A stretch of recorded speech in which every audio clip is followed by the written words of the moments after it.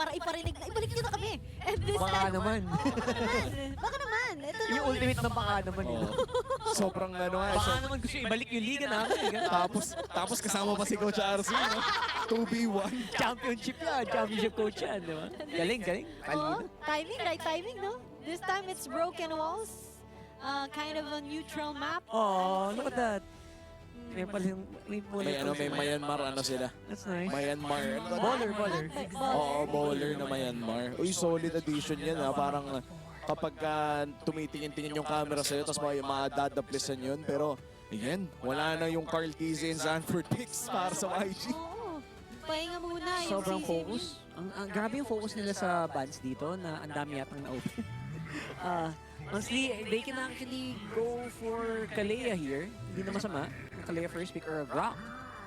Binan agad ni Coach RC yung Hellcurt, no? Kasi sabi niya, baka naman i-extend nyo pa yung serye namin. Huwag na! Wag na, manggugulat pa kayo ng Hellcurt. I like it. Claude is open. Ay, oo nga. Oy, nakakaano to ha. Worth it ba yun? Nakakabigla to ha. Actually, sobrang nagulat ako doon kasi ang dami pang pwede kunin ng Team Liquid. Lord Brayo. Ayun no, nakuha na Zushin, nakaban yung Eve. So wala na masyadong counter pick dito sa Zushin na to. The Grok is also open to take kung gustong ibigay na to kay Daddy JP. Pero hindi na rin tayo magtataka kung maagang kumuha ng jungler dito si Carl Tizzy. Wala na yung ano, dalawa na lang yan, Fredrin or YSS. Maliban na lang kung gustong biglang maghayabusa dito ni Carl. Pero feeling ko pag nag-iinit ka na sa YSS, hindi ka na lalayo eh. Ay, oo naman. Oh, I love the Hilda Classic. Wala din sa TL.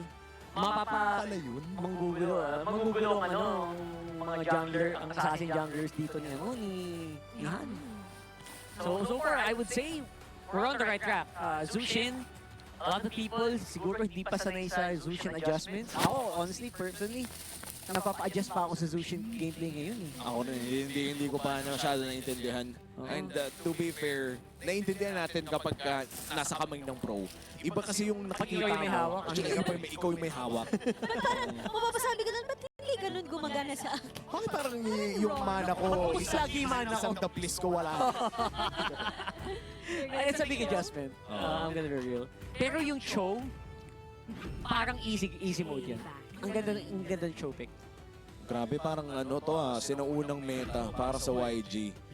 Cho, Farsa plus the Claude. Tapos ngayon ang kalaban nila sa Team Liquid, naka-Yi Sun-Shin. So ibig sabihin nito, hindi pa rin natin alam no kung magda-double fighter ba o magta-traditional marksman setup pa dito si Coach RC. Kaya mahihirapan mag-ban dito ang YG. If I were YG, pupurgay ko na i-explain. XP, 100%. Oo.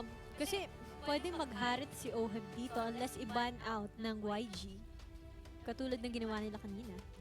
Tanggal mo na Lapu, tanggalin mo na yung Ruby. Ruby. Para lang sure. Just, it feels so scary. I mean, banning out the Yuzhong and Lancelot, okay, ang galing nyo. Pero dahil nga doon, ang daming picks na pwede na open lalo. So, I don't know. It feels, yeah, there you go. It feels like XP lane pa rin yung last band dito ng YG, Team Liquid. Ano ba jungler ang medyo kakatakutan natin dito? Fredrin, okay. Not bad, not bad. Ang natitira na lang na option dito kung mag-a-assassin pa rin si YG is around Joy, Suyu, Nolan. Yes. Those three. And feeling ko mag-Nolan ulit ito eh. Maliban na lang if hindi talaga siya komportable against si Hilda. But dun sa tatlong nabanggit natin, wala namang komportable sa Hilda dun eh. Wala talaga. I agree. Pahirapan, no? So dito, obviously, if you go for Nolan, medyo tempting siya kasi I think even in the last game, tempting mag-Nolan doon. Dahil pag nagkamali ng tapak si Carl Tizzy, pwede siya ma-burst out with the fracture. It's a real threat. Hindi lang nangyari kanina, pero possible yan. So finally, natutukan yung Sora. Akala ko yung lulusot eh. Naalala mo? Oo, naalala, sayang. Pero yes. Ranger. No, classic. Oo nga. Classic na to Double marksman, no? Double marksman setup para dito kay Team Liquid. Which means na kailangan gumamit ni Sanford ng dagdag na engage tool. Kasi hindi naman mag-engage tong Hilda na to. Lapu-Lapu is still open. That's true. May Lapu-Lapu, meron ding Terizla. With Arlot? Arlot, yun sana Arlot.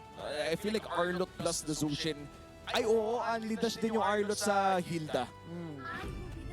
Possible Uranus here. Arlo! Ano? Ninakaw! Very good ka dun ah. Oo. Blue! Akin na pag... Ay, maganda. Napapray na si Sanford. Uy, ang laki nung liri. Install ako. Ay, alam na alam. Memorize niya ata yung yung matchup ng Glue Arlot? versus Arlot. It's a trap ba? It's a trap. Lugi kasi yung Arlot sa Glue ng kapag ka laging tumadaan yung kakampi niya sa lane. Oo. Yun. Tsaka Specific. itong lineup ng TL, parang may dalawang disruptive heroes na makakagulo ng rotation. Imagine a Glue and Hilda, pagsasamahin mo sa isang laro. And this time, parang i-all in na talaga ng Team Liquid ang kanilang puwersa to get into the knockout stage. This is Game 2 between TL and Yangon Galacticos. Sino ba ang mananalo sa hamon ng kasaysayan? Entering game number 2. Isang panalo na lang ang kailangan ng Pilipinas para makuha ang dalawang teams nila sa loob ng knockout stage. Nag-aantay na ang mga higante sa susunod na phase ng M7 at ito ang magiging huling test ng Team Liquid para makapasok sa susunod na phase ng torneyong ito. Men, itong YG big respect sa mga ginagawa nila, but I really do feel na ang Team Liquid ngayon ay nag-init na to the point na mas lalo mahihirapan ng Yangon. Agree. I feel like yung focus dito ng Team Liquid ay nakakatakot. Yung bilis ni Carl TZ mag-jungle, literally trabaho lang, walang flashy plays, walang side track, walang side quest, straight into getting the XP advantage maaga pa lang. Oo, tas vertical jungling pa ang ginagawa dito ni Carl TZ. Legit na winawalang hiya agad nila yung jungle ng Yangon Galacticos.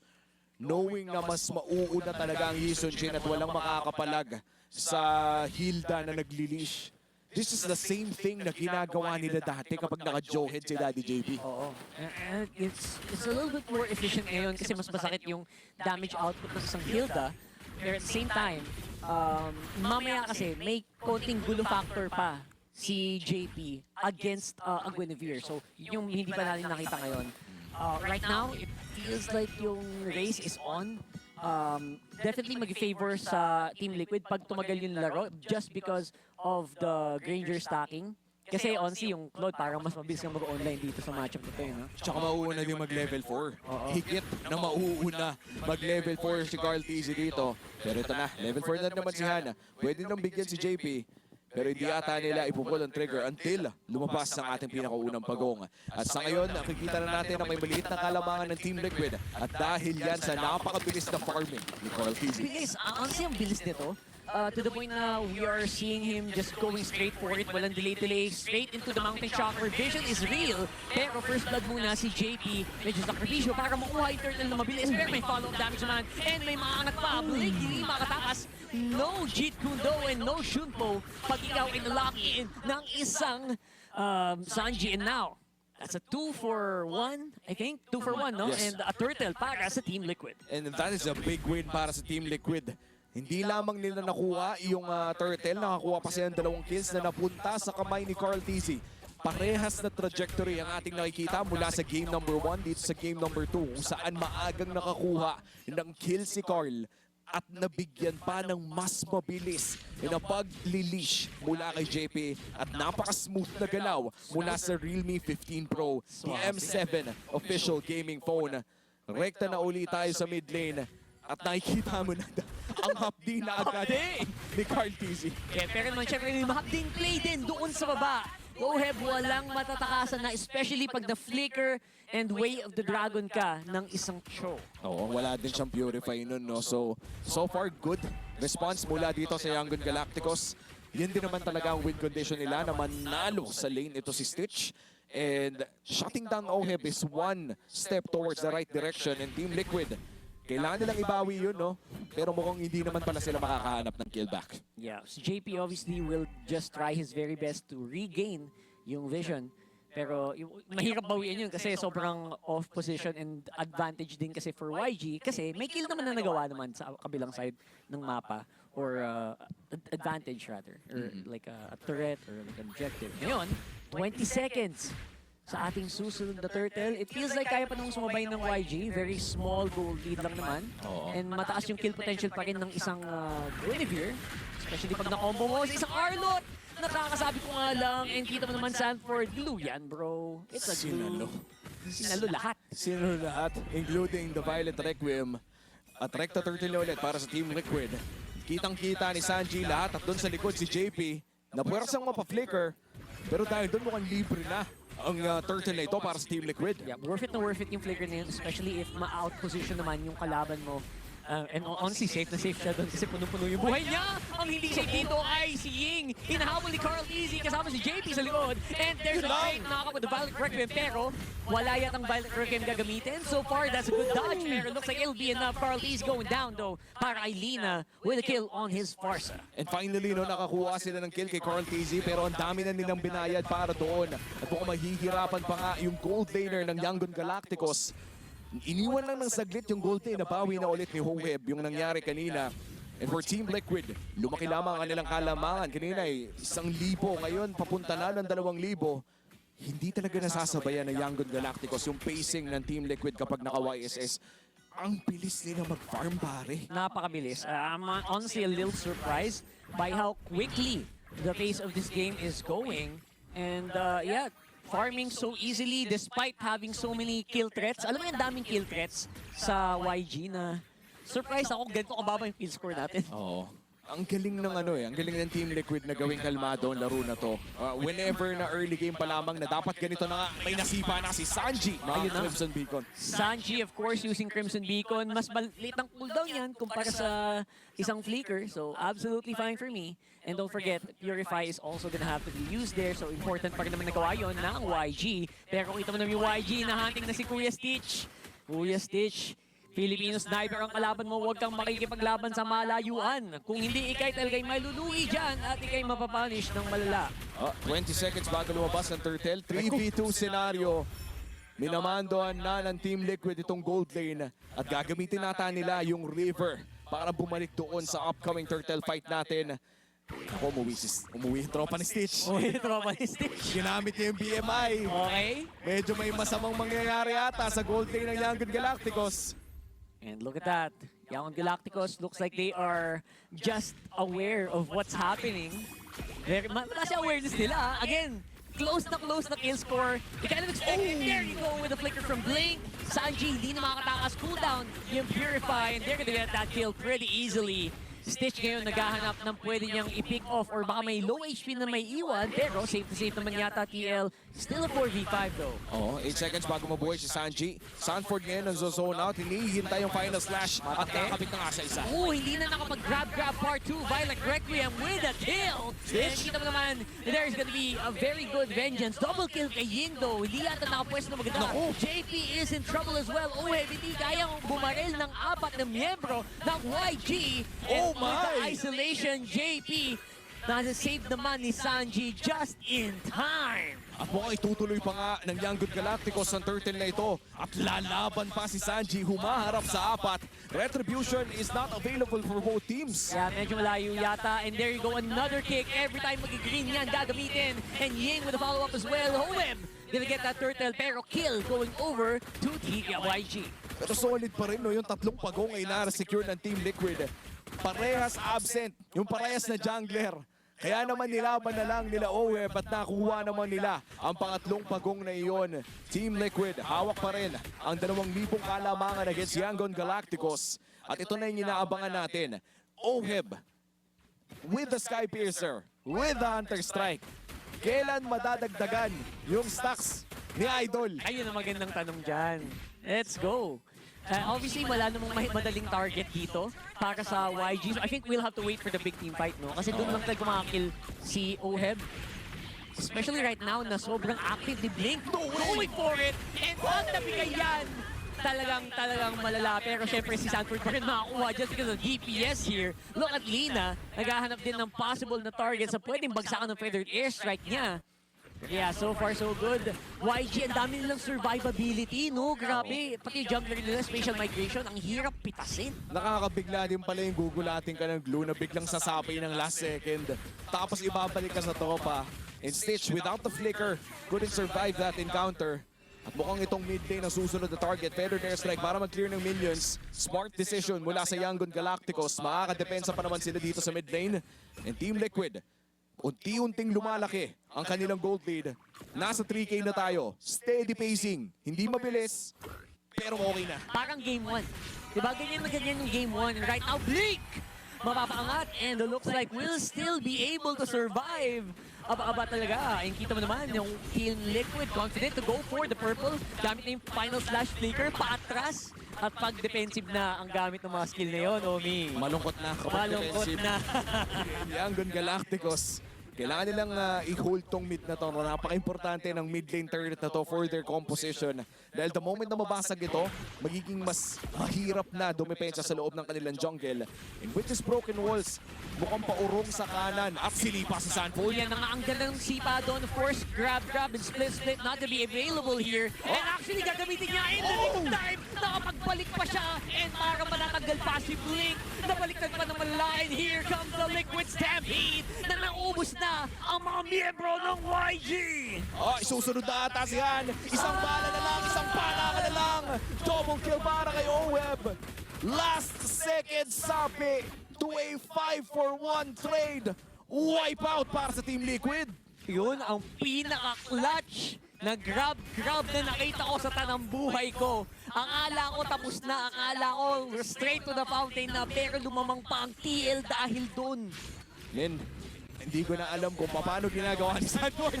Yung mga ganito. Well, Lord secured para sa Team Liquid Philippines at dodoble na ang kanilang gold lead to a 6,600. Konting kembot na lang, magpipitong-libo na ito sa pagpasok natin ng 11 minutes ng larong ito. At mukhang itutuloy na nila ang pagpupush. 1 second could have changed the game para sa kanila. Susubukan nila si JP at mukhang makukuha pa nila. That's a beautiful final slash na gamit naman to isolate JP, pero mabubuhay pa rin. And parang naiwan pa yata si Sanford, naging alay para lang maligtas ang kanilang tropa. Daddy is safe, pero Sanford is out for 27 seconds. Nakita ko si JP, tinawanan si Sanford nung nangyari yun. Feeling ko, ano lang, banding lang yun, banding. Tama lang, it's all part of the plan. Part of the plan. Pwede niyong i-replay kung hindi kayo naniniwala. Natumawa si JP nung naiwan si Sanford. Pero hindi na ito katawa-tawa para sa Yangon Galacticos. That's one turret going down in the mid lane. Meron pa namang holy shield dito sa mid lane. So sure naman na madedepensahan nila to. Nire-regular na lamang sila ng Team Liquid kasi honestly, wala nang kailangan gawin. Ang TL, ubus na yung minions, ubus na yung creeps. Uwi na. It's time to go. Nothing na, wala na. Yeah, and 109 seconds para sa susunod ating team fight for sure. Diba? Kasi at this point, kung ikaw ang YG, kahit na ikaw ay si Blink ngayon, kanina pwede mong gamitin yung ano mo. Nakaka-distract talaga. Oo. Ang cute. May kasama pang machong voice. Kaya nga eh. So alam din ng observer na wala na yung mangyayari dito. Kaya tinutukan na lang nila si Kuya Sanford. Naglalaro na lang ng ML. Ayan o, pag nagsisplit-split, nakikita nyo maraming Patrick. Magko-combine ulit. The best. Saktong, One of the best skins in MLBB, not if gonna not lie. the best. Hindi ba? The best 800 diamonds you will spend. By the way, discounted yan. 500 lamang ish yan. So, Nabili mo? Oh, binili ko ng discounted, syempre. Ang hinihintay ko yung premium supply ng Soul Vessels.